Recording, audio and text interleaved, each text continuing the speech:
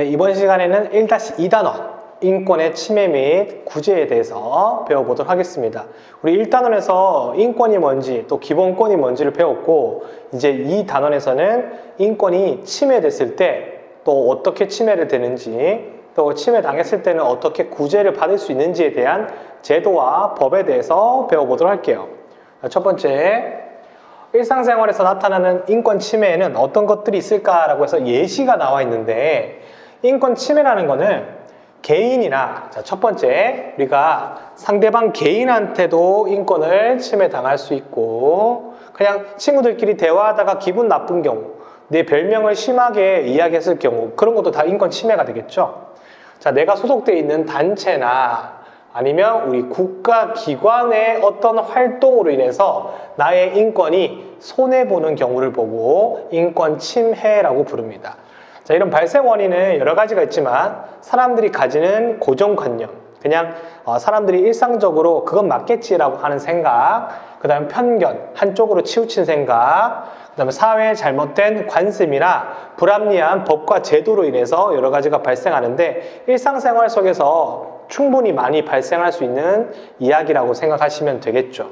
자, 그러면 이제 두 번째, 이 인권 침해 양상에 대해서 보자면, 인권 보장을 위해서 많은 법과 제도가 마련되어 있지만, 일상생활에서 인권이 항상 보장되어 왔던 것은 아니다.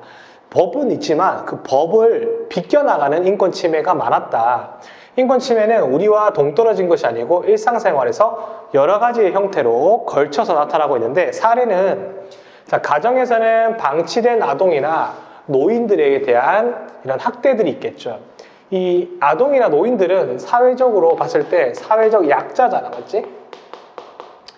이 사회적 약자를 돌보지 않고 그냥 방치하는 것 자체가 인권 침해예요. 이 사람들은 누가 도와주지 않으면 사람답게 살 권리를 많이 잃게 되겠죠. 두 번째, 학교에서는 외모, 피부색 등을 이유로 한 따돌림, 왕따 이런 게 되겠죠. 그런 것도 인권 침해고, 자, 직장에서는 성별, 남성, 여성, 그 다음에 출신 지역, 이걸 지연이라 부르죠. 같은 지역 출신이면 우대해 주는 거, 학교, 학연 이렇게 부르죠. 그래서 이런 채용과 임금 등에 대한 차별 대우가 있고, 사회에 나와봤을 때는 당연히 폭행과 학대과 같은 직접적인 범죄 행위로 인한 인권 침해가 많이 발생하는 양상이 있습니다. 자, 그러면 우리가 예시를 한번 보도록 할게요. 자, 인권 침해 사례 예시, 우리 자료 1번에 나와 있는데요. 청각장애 2급 판정을 받은 A씨, 장애인이죠. 이 장애인 A씨는 전세 계약을 위해 건물주와 부동산 중개소를 만났는데, 이때 A씨가 장애인임을 알게 된 건물주는 말없이 사라지더니 의사소통의 어려움을 이유로 A씨에게 건물을 임대하지 않겠다는 문자 메시지를 보냈다라고 돼 있어요. 자, 당신이 장애를 가지고 있으니 내가 건물주인데 당신한테 우리 건물을 임대해주지 않겠다라는 것을 표현한 글이 되겠죠. 이 A씨가 받은 인권 침해 사례는 어떤 게 되냐면, A씨는 이런 재산권에 대한 자유가 있는데 그 자유를 침해받았고, 또 장애가 있다는 이유 하나만으로 이런 부당한 차별을 받았으니 평등권에도 우리가 문제가 있겠죠. 그래서 자유권과 평등권에 침해를 받은 사례가 되겠고, 자, 두 번째 사례. 땡땡 회사는 신입사원 채용 공고에 지원한 가능한 나이를 35세까지로 제한했다. 선생님, 이제 35세 이상이기 때문에 이 회사에는 지원을 할 수가 없어요. 또한 서류 심사하는 과정에서 특정 지역 출신이라는 이유로 지원자들한테 혜택을 주었다라고 되어 있죠. 부당한 차별을 했으니 이거는 평등권을 침해당한 거와 관련이 있겠죠. 자, 이런 예시를 봤을 때 어떤 인권이 침해됐는지를 아는 게 더 중요하다고 생각하시면 되겠습니다. 자, 두 번째 거는 침해된 인권을 구제받는 방법에 대해서 설명이 되고 있습니다. 자, 침해된 인권의 구제 방법은 크게 5가지를 우리 교재에서 설명을 하고 있는데요. 자, 첫 번째를 먼저 보도록 할게요. 첫 번째는 국가인권위원회라는 단체에 의해서 구제를 받을 수 있습니다. 자, 국가기관에 의해 인권을 침해당하거나 회사, 단체, 자, 국가기관 또는 회사 또는 어떠한 단체에 의해서 부당하게 차별을 받은 사람이 국가인권위원회에 내가 인권을 침해당했다고 이제 구제해주세요라고 신청하는 걸 보고 진정이라고 합니다. 진정. 자, 이 진정을 누가 제기한다고? 차별받은 사람이 진정을 제기하는 거예요. 차별받은 사람이 국가인권위원회에 뭐 하는 거다? 진정을 제기하는 거다. 그러면 이제 국가인권위원회에서 이거를 조사해가지고 바로잡아 주겠죠. 이 바로잡아 줄 때 어떻게 하냐면 권고 조치합니다. 권고 조치. 자, 어떤 사람이 국가인권위원회에다가 진정을 제기해서 국가인권위원회에서 이걸 확인해 보니까 인권 침해가 맞는 것 같다. 그래서 당신들이 이걸 좀 고쳐야 되겠다라고 이야기하는 걸 보고 권고 조치라고 불러요. 권고. 권고는 반드시 따라야 할 이유는 없지만 국가인권위원회에서 권고 조치를 하면 웬만하면 시정 조치를 하겠죠. 네. 자, 두 번째입니다. 국민권익위원회예요. 뭐 이름이 비슷해서 헷갈리지만 국민권익위원회는 두 가지의 역할을 담당하거든요. 고충민원, 그 다음에 행정심판이라고 되어 있죠. 국민권익위원회는 행정기관과 관계가 있습니다. 자, 행정기관의 어떤 내용으로 인해서 내가 인권을 침해당했을 경우 국민권익위원회에 고충민원을 제기할 수 있어요. 그 침해당한 사람이. 그러면 조사를 해서 잘못된 부분을 고치도록 조치해주는 게 고충민원 제기고, 이제 거기에서도 해결이 되지 않았을 때는 행정심판이라는 걸 거칩니다. 자, 조사하여 잘못된 처분을 바로 잡아준다고 되어 있는데 두 가지를 조금 더 비교해보면 고충민원은 국가기관의 잘못된 법 집행, 자, 국가기관이 잘못된 법 집행으로 해서 내가 피해를 본 국민이 직접 제기하는 것, 국민이 이 국민권익위원회에 제기하는 거고요. 행정심판은 행정기관의 잘못된 처분으로 권리를 침해당한 국민이 이제 이 국민권익위원회 안에 속해 있는 중앙행정심판위원회에다가 제기를 하는 게 되겠습니다. 이 결국은 국민권익위원회에서 이 두 가지 일을 담당을 하는데 여기서도 해결이 안 되면 결국은 법원으로 가야 되겠죠. 그 법원으로 가서 해결하는 거는 행정재판입니다. 행정재판. 이 행정재판은 법원이라는 거를 좀 잘 기억을 해 두셔야 되겠죠. 행정심판은 어디? 국민권익위원회. 행정재판은 어디? 법원. 이렇게 정리를 해 두시면 되는 내용이 되겠습니다. 자, 두 번째까지 해서 우리가 국민권익위원회까지를 알아봤고요. 이제 세 번째 인권 침해를 구제받을 수 있는 곳은 법원이 되겠습니다. 법원. 자, 법원은 국가기관, 개인 또는 단체에 의해서 권리를 침해당했을 때 그 사람이 내가 침해를 당한 사람을 대상으로 나한테 침해를 해준 그 기관을, 단체를 대상으로 해서 소를 제기합니다. 이 소를 제기한다는 거는 내가 당신과 한번 재판으로 붙어보고 싶다, 이런 내용이 되겠죠. 결국은 이 재판을 통해서 우리가 침해받은 인권을 보장을 받을 수 있다는 내용이 되겠고, 자, 네 번째 헌법재판소입니다. 자, 헌법재판소는 말 그대로 헌법을 보호하는 단체예요. 헌법을 지키고 그 헌법 안에 나와 있는 게 국민의 기본권이라고 했죠.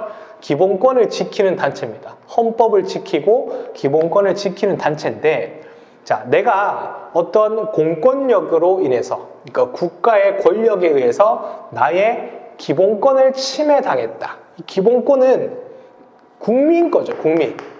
그러니까 어떤 국민이 국가한테 공권력에 침해를 당했다. 내 기본권 6개 중에 어떤 것들이 내가 침해당했다. 그러면 내 기본권을 보호해줘야 되는 것이 헌법재판소니까 헌법재판소에 가서 헌법소원이라는 것을 청구할 수 있습니다. 자, 이거 누가 청구하는 거냐면 침해를 당한 국민, 개인이 직접 헌법재판소에 요구하는 거예요. 한번 재판해달라. 내가 진짜 인권 침해를 당했는데 이거 기본권 침해 아니냐, 이건 억울하다라고 요청을 하는 거죠. 그러면 해당 사건의 헌법 위배 여부를 판단해서 권리를 구제해 주는 게 바로 헌법재판소인데, 이걸 보고 헌법소원심판이라고 불러요. 헌법소원심판. 자, 헌법소원심판을 담당하는 곳은 헌법재판소고, 헌법소원을 요청하는 사람은 누구다? 국민 개인이다. 이렇게 생각하면 되겠죠. 자, 마지막 5번 언론중재위원회라고 되어 있습니다. 자, 언론이면 뭐겠어요? TV겠죠. TV냐, 뭐 신문, 뭐 이런 거죠. 자, 뉴스에서 또는 잘못된 언론 방송으로 인해서 내가 기본권을 침해당했다. 그러면 이 사람이 언론중재위원회에다가 이건 잘못된 거고 이것으로 인해서 내가 침해당했으니까 손해를 배상하세요라고 이야기할 수 있거든요. 그런 것들을 구제해주는 장소가 언론중재위원회가 되겠습니다. 이렇게 크게 우리의 인권이 또는 기본권이 침해당했을 경우 5개의 방법을 통해서 우리가 구제를 받을 수가 있었어요. 자, 첫 번째는 어디? 국가인권위원회, 진정제기. 자, 두 번째는 국민권익위원회, 고충민원, 행정심판. 자, 세 번째는 법원. 네 번째는 헌법재판소. 다섯 번째는 언론중재위원회가 되겠죠. 이렇게 해서 인권 침해를 구제받을 수 있는 방법을 우리가 알아봤습니다. 자, 인권 침해 시 대응 자세. 자, 인권을 침해당한 사람이 적극적으로 문제 해결을 요구할 수 있어야 되고 관련 있는 국가기관에 침해된 인권 구제를 요청할 수 있어야 되는 그런 자세를 가져야 되겠다라는 내용이 되겠습니다. 자, 이제 교과서에 있는 예시 사례를 보면서 우리가 마무리를 한번 해보도록 할게요. 자, 어떤 국가기관의 도움을 받을 수 있을까요? 이렇게 돼 있는데 집 주변을 지나가는 철도 구간에서 너무 큰 소음이 발생해서 일상생활에 피해를 입고 있다라고 돼 있죠. 집 주변을 지나가는 철도는 누가 설치하죠? 이 철도는 무슨 기관에서 만들었을 거예요? 철도 관련 행정기관에서 이걸 정리를 했겠죠. 근데 행정기관의 이런 활동으로 인해서 우리가 인권 침해를 당했으니까 구제를 받으려면 국민권익위원회를 이용하면 되겠죠. 네. 국민권익위원회에 고충민원을 제기해서 요거를 해결받을 수 있고 또는 피해를 보상받을 수 있겠죠. 실제로 이렇게 소음이 크거나 아니면 이런 시끄러운 소리가 많이 나는 이런 곳에서는 어느 정도 주민들과의 보상체제를 갖고 있습니다. 자, 두 번째, 신문사가 나왔죠. 신문사에서 사실과 전혀 다른 내용을 보도해서 제 명예가 크게 훼손됐어요 라고 나와 있죠. 당연히 요거는 언론 활동이 잘못됐으니까 언론중재위원회를 이용하면 되는 내용이 되겠습니다. 이렇게 어떤 사례에 어떤 단체를 우리가 적용할 수 있는가에 대한 내용이 나오니까 그런 것들을 확인하시면 됩니다. 자, 그 다음은 침해당한 인권을 구제받는 방법 분석하기라고 되어 있어요. 자, 자료를 광고하기 전에 자, 자료 1번. 자, 광고를 하기 전에 심의를 받아야 하나요? 라고 되어 있습니다. 의사 A씨는 최신 수술, 부작용 없음이라는 현수막 광고를 했는데 이 광고가 의료 광고를 하기 전에 보건복지부 장관의 심의를 받아야 한다는 의료법 제56조를 위반했다는 이유로 벌금을 물게 되었다. 자, 그러자 A씨는, 자, 이 A씨는 개인이죠, 개인. 국민 개인. 자, 국민으로서 의료법 제56조가 헌법에 보장된 기본권을 침해한다며 헌법 소원을 청구하였다. 자, 이게 헌법 소원을 청구한 건 누구다? 의사 A씨다. 그리고 이 헌법 소원을 담당하는 곳은 어디다? 헌법재판소다. 그래서 헌법재판소에서는 의료 광고의 사전 심의가 표현의 자유를 침해한다는 이유로 관련 법 조항이 헌법에 어긋난다고 결정하였다. 그러면 이 헌법에서 자유권을 이야기하고 있는데 여기 보이는 의료법이 무슨 권을 침해했다 이거죠. 자유권을 침해했다 이겁니다. 그렇기 때문에 이 의료법은 잘못됐다는 거예요. 의료법 법률. 그래서 의료법이 없어졌다, 개정되었다 이 뜻이 되겠죠.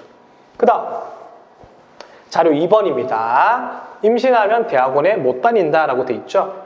자, 대학원에 다니는 B씨는 임신을 해서 휴학을 신청했는데 대학원에는 임신 출산과 관련된 별도의 휴학 제도가 없어서 출산 후 육아 때문에 학업을 포기했고 이에 B씨는 자, 국가인권위원회에 차별을 바로 잡아달라고 진정서를 제출했죠.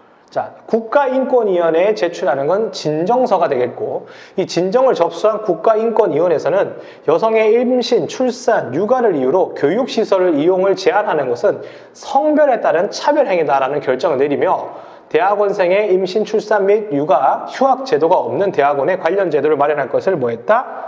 권고했다고 돼 있죠.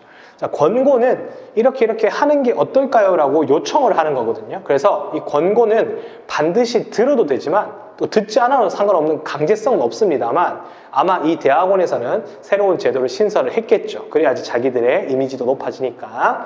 이렇게 두 가지의 사례를 봤습니다. 헌법소원은 헌법재판소에서, 그 다음에 진정을 하게 되면 권고 조치를 하는 이런 내용들로 인해서 우리가 인권을 보장받을 수 있다, 구제받을 수 있다, 이렇게 정리하시면 되겠습니다.